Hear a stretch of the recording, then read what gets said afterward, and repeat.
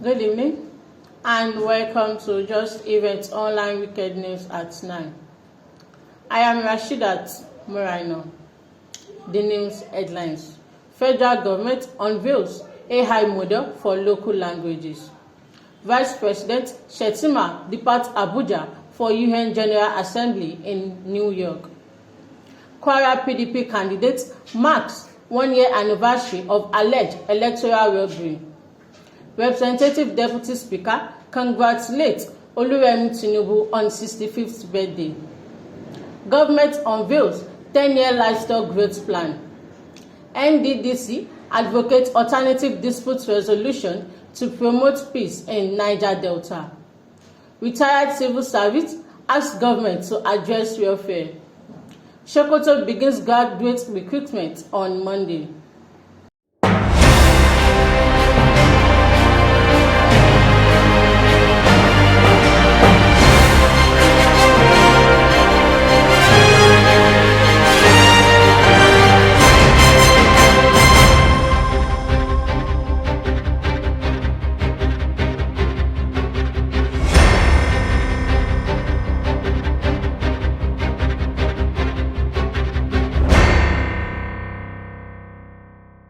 Now the news in details. The federal government has unveiled at least an open score, multilingual and multimodal large language model that supports Yoruba, Hausa, Igbo and Nigerian Accenta English.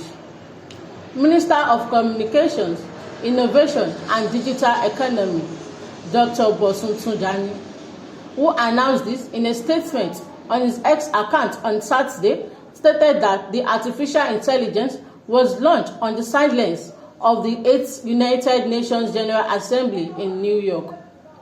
According to the minister, at least is developed to put African voice as the center of AI development.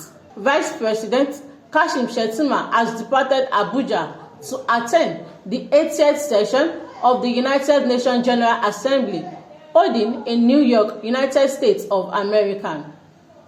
The session will be held from Monday, September 22nd to Sunday, September 28, 2025. Senator Shettima, who is representing President Bola Tinubu at the global event, will deliver Nigerian national statement and join other dignitaries at the UN high-level general debate, among other side events.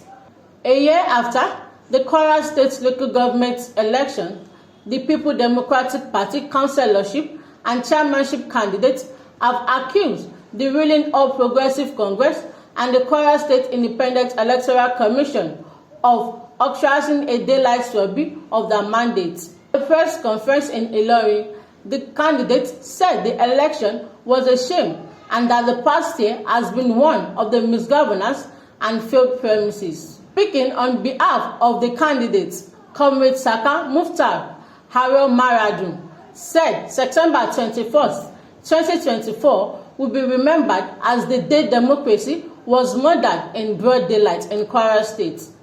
He alleged that the Kwasek, under the leadership of Baba Okanla, collaborated with Governor Abdurrahman Abdulrazak administration to forcefully election results. The PDP candidates claimed that despite the alleged electoral fraud, their party leader, Dr. Abubakar Bukola Saraki, has continued to champion grassroots development across the state. They contrasted this with the performance of the supposedly elected APC officials, who they described as conspicuously absent from their communities. The candidates highlighted what they called catastrophic impact of the election, citing a lack of development, the emasculation of local government autonomy, the rising insecurity in the state. In defeat, but with renewed determination to expose the consequences of that fraudulent exercise and chart a path towards genuine democratic governance in 2027. The past 12 months have provided ample evidence of the catastrophic impact of installing unelected officials in position of governance under the watch of Governor Malam Abdurrahman Abdulrazak.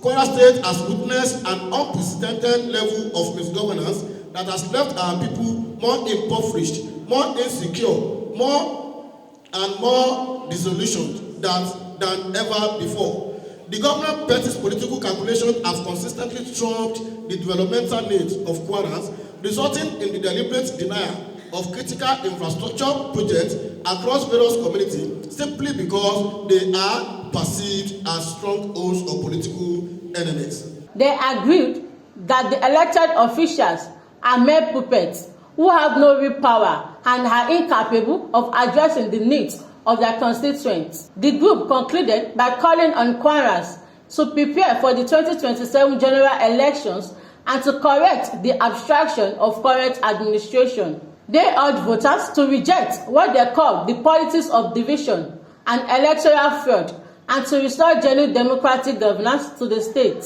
The Deputy Speaker of the House of Representatives, Benjamin Kalu, has congratulated the First Lady, Senator Oluremi Tinubu, on the occasion of her 65th birthday, praising her record of public service and advocacy for women and children.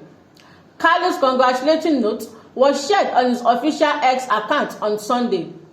Kalu, in his message, highlighted the First Lady's long history of public service from her years as Lagos State First Lady to her 3 terms in the Senate and commended her recent work advancing women causes. The federal government has unveiled the National Livestock Growth and Advancement Strategy, a 2-day phase 10-year plan aimed at transforming Nigerian livestock sector into a key driver of food security and economic growth. This strategy was presented by the Minister of Livestock Development, Alhaji Idi Mukhtar Miha, during the Economic Management Team meeting held in Abuja. According to the minister, NHLGAS set up a roadmap to double the national health sales and expand sectoral output by at least 100% by 2035, with implementation anchored on strong collaboration between the public and private sectors. The Niger Delta Development Commission has advocated the use of alternative dispute resolution in promoting peace, transparency, accountability, and integrity in the workplace. The Managing Director, Dr. Samuel Ogbeku, spoke during a sensitization program with the theme Promoting Transparency and Due Peace in the Workplace, deploying alternative dispute resolution approach in building a culture of accountability and integrity organized by the Commission Department of Dispute and Conflict Resolution in Port Harcourt. Ogbeku, who was represented by his Chief of Staff, Reverend Julius, said, "I am impressed by the quality and timeliness of this program. ADR is a critical tool in achieving a lot in the Commission. Transparency entails being open about how decisions are made in the workplace." The Association of Retired Heads of Service and Permanent Secretaries in the Southwest has called on governors in the Southwest to address the challenges facing the people of the region, particularly the pensioners.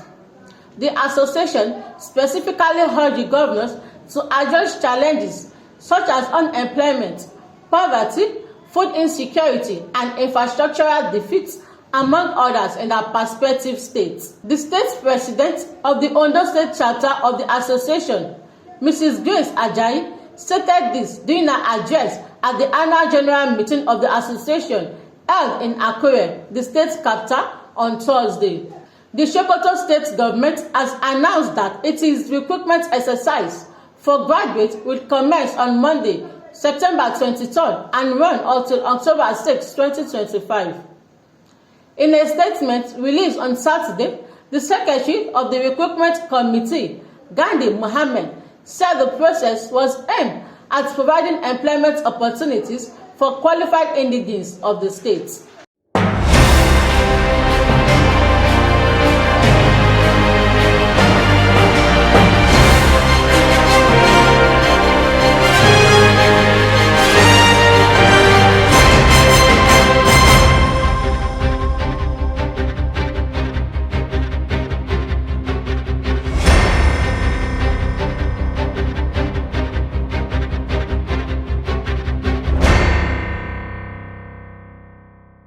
And that is all on Just Event Online Weekend News at 9. Here is the recap of the news headlines. Federal government unveils AI model for local languages. Vice President Shettima departs Abuja for UN General Assembly in New York. Kwara PDP candidate marks 1-year anniversary of alleged electoral robbery. Representative Deputy Speaker congratulates Oluremi Tinubu on 65th birthday. Government unveils 10-year livestock growth plan. NDDC advocates alternative dispute resolution to promote peace in Niger Delta. Retired civil servant asks government to address welfare. Sokoto begins graduate recruitment on Monday. Be good to people around you and make a good relationship for a better tomorrow. For more news, visit www.justeventonline.com. And to read more updates, follow us on our social media platform with a tab at Just Event Online. You can also send us an email on justeventonline@gmail.com. I am Rashidat Muraino. Good night.